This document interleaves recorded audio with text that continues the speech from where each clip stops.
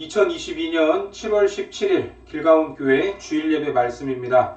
오늘 본문은 사사기 8장 22절에서 28절까지 말씀입니다. 같이 봉독하겠습니다.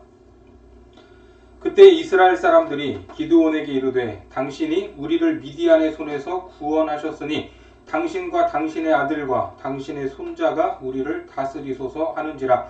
기드온이 그들에게 이르되 내가 너희를 다스리지 아니하겠고 나의 아들도 너희를 다스리지 아니할 것이요 여호와께서 너희를 다스리시리라 하니라. 기드온이 또 그들에게 이르되 내가 너희에게 요청할 일이 있으니 너희는 각기 탈취한 귀고리를 내게 줄지니라 하였으니 이는 그들이 이스마엘 사람들이므로 금 귀고리가 있었음이라. 무리가 대답하되 우리가 즐거이 드리리다 하고 겉옷을 펴고 각기 탈취한 귀고리를 그 가운데 던지니 기드온이 요청한 금 귀고리의 무게가 금 1700세겔이요 그 외에 또 초승달 장식들과 패물과 미디안 왕들이 입었던 자색 의복과 또 그 외에 그들의 낙타복에 둘렀던 사슬이 있었더라. 기드온이 그 금으로 에봇 하나를 만들어 자기의 성읍 오브라에 두었더니 온 이스라엘이 그것을 음란하게 위함으로 그것이 기드온과 그의 집에 올무가 되니라. 미디안이 이스라엘 자손 앞에 복종하여 다시는 그 머리를 들지 못하였으므로 기드온이 사는 40년 동안 그 땅이 평온하였더라. 오늘은 성공을 자기 올무로 만들지 말라라는 제목으로 하나님 말씀 전하겠습니다. 우리는 지금 기드온에 대한 이야기를 보고 있는데 하나님의 명령에 따라 300명과 함께 13만 5천 명의 미디안 연합군 그들의 침략과 노략질에 대항해서 승리한 참으로 위대한 사사가 바로 기드온입니다. 사실 기드온이 처음에 여호와의 사자를 만났을 때만 해도 그의 믿음이 어떠했습니까? 믿음이 그리 좋지 않았습니다. 조상적에 역사하셨던 하나님은 어디 계시냐면서 따지는 모습을 보이지 않았습니까? 그 장면 한번 볼까요? 사사기 6장 13절입니다.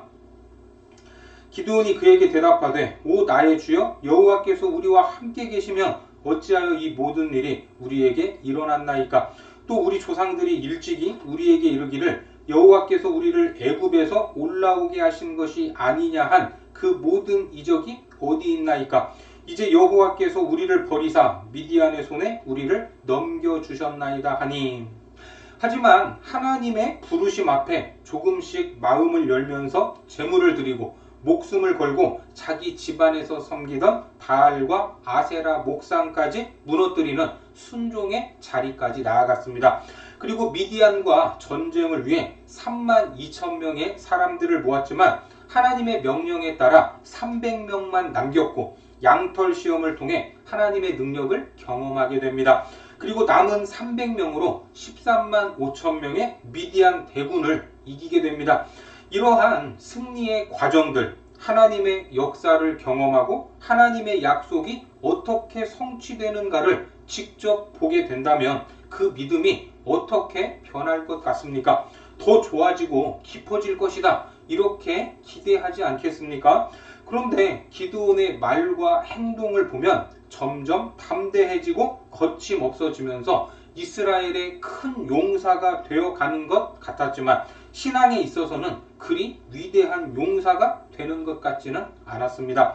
하나님의 역사에 자기 이름을 슬쩍 끼워 넣었죠. 사사기 7장 18절에 나와 나를 따르는 자가 다 나팔을 불거든 너희도 모든 진영 주위에서 나팔을 불며 이르기를 여호와를 위하라 기드온을 위하라 하라 하니라. 또 300명으로 시작한 전쟁을 마무리하기도 전에 다른 지파를 불러 모으기도 했습니다. 사사기 7장 24절에 기드온이 사자들을 보내서 에브라임 온 산지로 두루 다니게 하여 이르기를 내려와서 미디안을 치고 그들을 앞질러 벳바라와 요단강에 이르는 수로를 점령하라 하며 그리고 자기 맘에 들지 않는 형제 지파들을 협박하고 실제로 승리 이후에 숫곳과 분우엘에 있는 사람들을 죽여버렸습니다. 사사기 8장 16절과 17절입니다. 그 성읍의 장로들을 붙잡아 들가시와 찔레로 숫곳 사람들을 징벌하고 브누엘 망대를 헐며 그 성읍 사람들을 죽이니라. 하나님이 주신 사사라는 권한과 직책으로 백성들을 살리고 번영시켜야 했는데 엉뚱한 방향으로 남용했던 것입니다. 결국 이스라엘을 구원하라고 받은 소명으로 이스라엘을 죽이는 첫 번째 사사가 되었습니다. 그리고 미디안의 두 왕을 죽일 때에도 사적인 동기로 원수를 갚는 것처럼 묘사되고 있지 않습니까? 사사기 8장 19절에 그가 이르되 그들은 내 형제들이며 내 어머니의 아들들이니라. 여호와께서 살아계심을 두고 맹세하노니 너희가 만일 그들을 살렸더라면 나도 너희를 죽이지 아니하였으리라 하고, 그러니까 누구도 하지 못할 큰 성공을 한 이후에 우려할 만한 일들이 계속해서 일어나고 있었던 것입니다. 그리고 결정적으로 미디안의 두 왕을 죽인 후 초승달 장식을 취하게 되죠. 사사기 8장 21절입니다. 세바와 살문나가 이르되 내가 일어나 우리를 치라. 사람이 어떠하면 그의 힘도 그러하니라 하니 기드온이 일어나 세바와 살문나를 죽이고 그들의 낙타 목에 있던 초승달 장식을 떼어서 가지니라. 여러분, 이게 뭐라고 했죠? 당시 도적대를 피해 밤에 이동하던 무역상들이 길을 잃지 않기 위해서 섬겼던 달의 신, 달신을 상징하는 것으로 한마디로 우상이었습니다. 기드온은 그것을 왜 챙겼을까? 이해할 수 없는 일인데 분명히 하나님이 금하신 내용입니다. 신명기 7장 25절에 보시면 너는 그들이 조각한 신상들을 불사르고 그것에 입힌 은이나 금을 탐내지 말며 취하지 말라. 내가 그것으로 말미암아 올무에 걸릴까 하노니 이는 내 하나님 여호와께서 가증히 여기시는 것임이니라. 어떻습니까? 기드온은 하나님이 가증히 여기는 것을 탐냈고 그것을 취하고야 말았습니다. 그리고 이스라엘 백성들이 기드온에게 이제 왕이 되어 달라 이렇게 요구하는 것, 그것이 오늘 본문입니다. 본문 22절에 보시면 그때 이스라엘 사람들이 기드온에게 이르되 당신이 우리를 미디안의 손에서 구원하셨으니 당신과 당신의 아들과 당신의 손자가 우리를 다스리소서 하는지라. 이미 기드온은 성공한 전쟁 영웅이었기 때문에 뭘 해도 백성들이 다 인정하게 되는 것 같습니다. 동족을 죽여도 탐내지 말아야 할 것을 취했어도 나라를 구했기 때문에 다 가려졌습니다. 그의 모든 말과 행동을 합리화해 주고 있는 것입니다. 동족을 죽이는 것도 지도자의 고뇌, 깊은 결단이 되는 것이고 우상을 취해서 가져도 충분히 가질 만한 자격이 있다고 여겼던 것입니다. 그런 강한 능력자가 왕이 되어준다면 더 이상 불안에 떨지 않아도 될 것이라는 기대가 있었던 것입니다. 하지만 이스라엘은 왕정이 아닌 신정 국가였습니다. 훗날에 사무엘에게 이스라엘이 왕을 세워달라고 하는 장면이 나오죠. 그때 왕의 부정적인 모습을 말해주는 장면이 있는데 좀 길지만 같이 한번 보도록 하겠습니다. 사무엘상 8장 10절에서 18절까지입니다.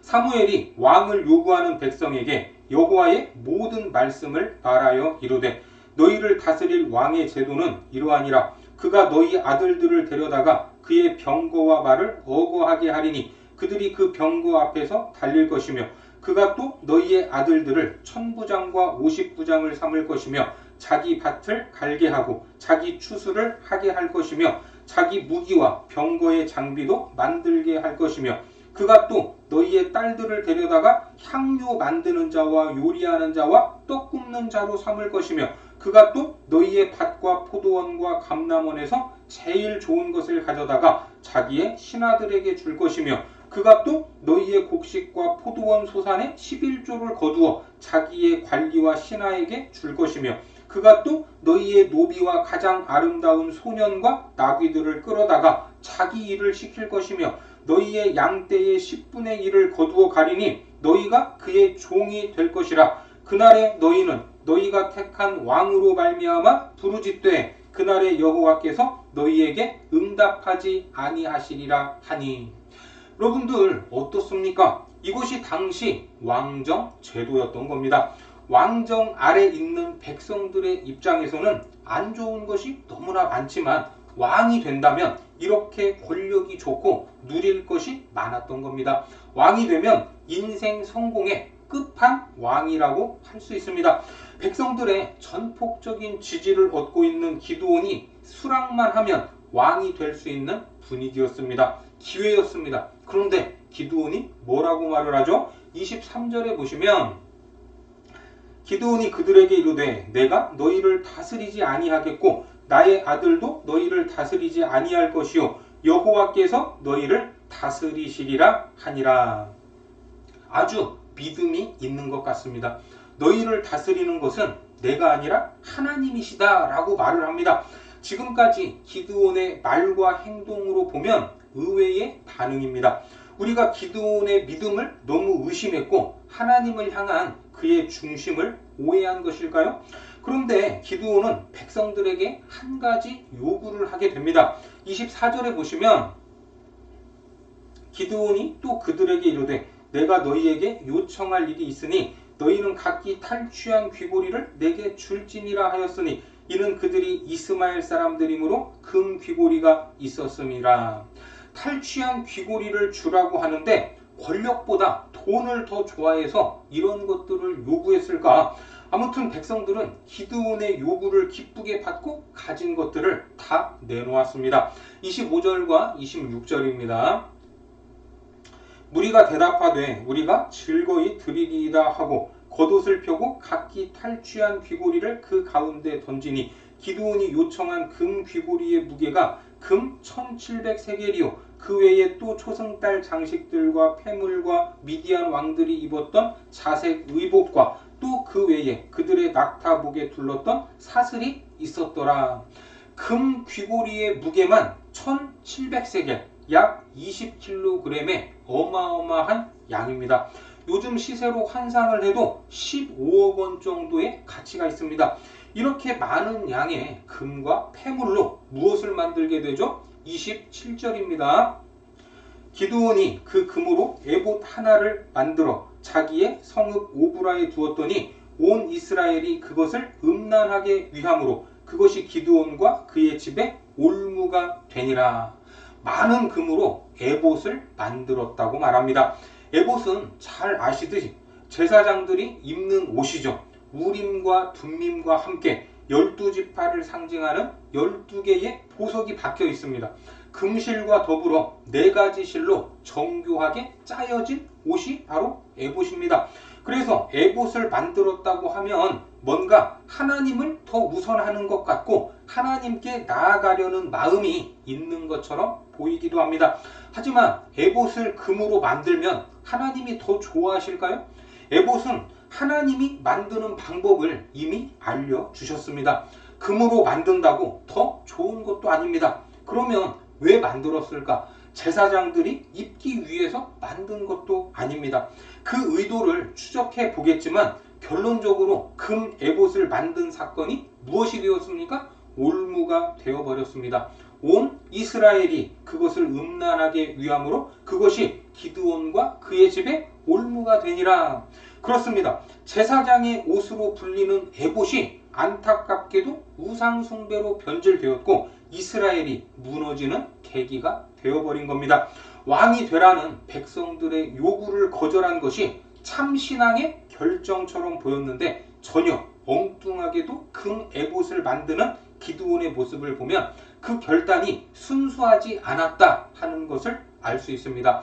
계속해서 우리가 기드온의 말과 행동을 추적하고 있지만 사실 기드온은 자기의 정치적 기반이 약했기 때문에 강한 지파에게는 한없이 약했고 약한 지파 사람들에게는 잔인할 정도로 대했습니다. 미디안을 1차적으로 이기고 그 뒤를 쫓을 때 에브라임 지파가 참전해서 오렙과 스앱을 죽인 사건이 있죠. 그리고 왜 우리를 안 불렀느냐 라면서 크게 다투었던 적이 있습니다. 따지고 보면 기드온이 나팔을 불었습니다. 전쟁에 참여할 사람들을 소집했습니다. 그럼에도 에브라임이 몰랐다라는 것은 말이 되지 않는 일입니다. 그러니까 에브라임 지파는 기드온이 싸우러 나간다고 할 때 누가 봐도 패할 싸움이기 때문에 거기에 끼고 싶지 않았을 것입니다. 그런데 예상외로 큰 승리를 얻고 난 후 기드온의 위치, 그의 위상이 자기들보다 올라갈 것 같으니까 경계했던 것입니다. 우리가 잘 알듯이 에브라임은 유다 지파와 더불어 이스라엘의 양대 지파로 이스라엘을 대표하는 이름이 되기도 합니다. 선지서에서 이스라엘을 부를 때 에브라임아 이렇게 부를 때가 있습니다. 호세아 5장 3절 말씀해 보시면 에브라임은 내가 알고 이스라엘은 내게 숨기지 못하나니 에브라임아 이제 내가 음행하였고 이스라엘이 더러워졌느니라. 이는 에브라임 지파만 한정하는 것이 아니라 그들이 대표이기 때문에 이스라엘 전체를 부르는 말이었습니다. 그러니까 에브라임이 말도 안 되는 불평을 할 때 기드온은 큰 소리도 치지 못하고 그 앞에서 꼬리를 내리지 않았습니까? 사사기 8장 3절에 보니까 하나님이 미디안의 방백 오렙과 스엡을 너희 손에 넘겨주셨으니 내가 한 일이 어찌 능히 너희가 한 것에 비교되겠느냐 하니라. 기드온이 이 말을 하매 그때에 그들의 노여움이 풀리니라. 하지만 이와 반대로 숫곳과 브느엘에서 자기를 돕지 않자 무서운 경고를 날렸습니다. 그들이 그렇게 할 수밖에 없었던 사정을 지도자로서 이해하지 못하고 나중에 처절하게 응징하지 않았습니까?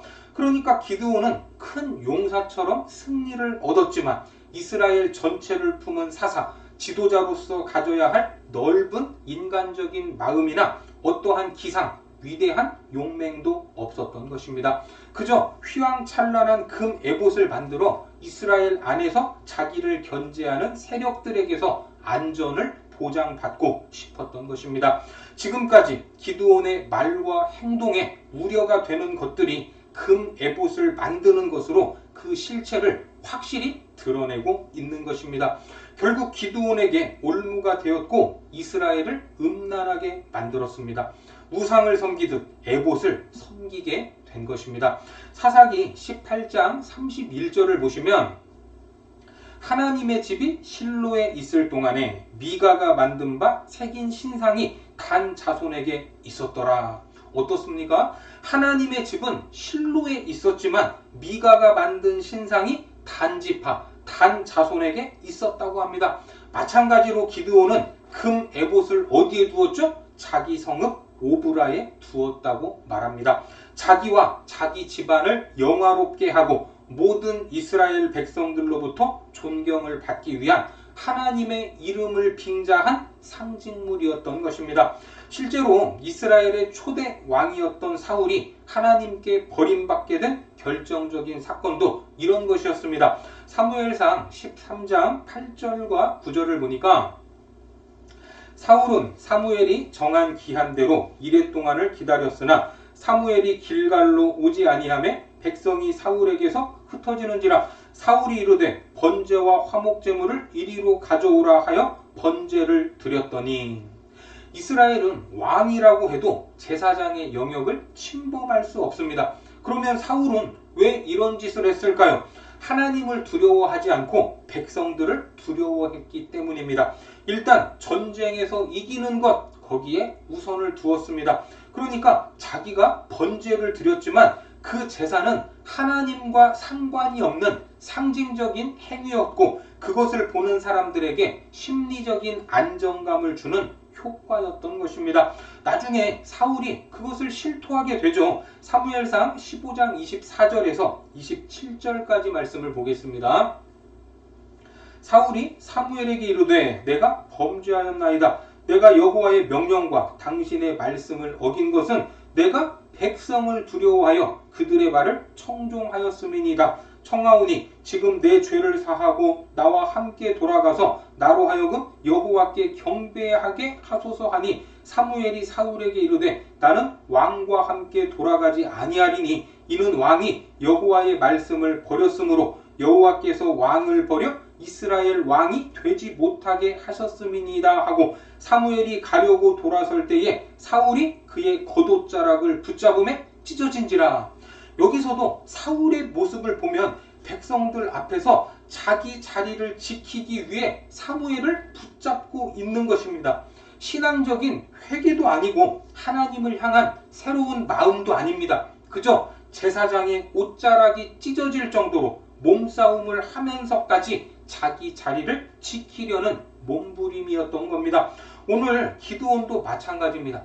하나님이 사사로 큰 용사로 부르셔서 놀라운 구원의 역사를 베풀어 주셨는데 그 의미를 모르고 있습니다. 이스라엘 백성 역시 하나님의 위대한 구원 역사 앞에서 엉뚱하게도 기드온을 왕으로 세우려고 했습니다. 참으로 안타까운 일이 아닐 수 없는 겁니다.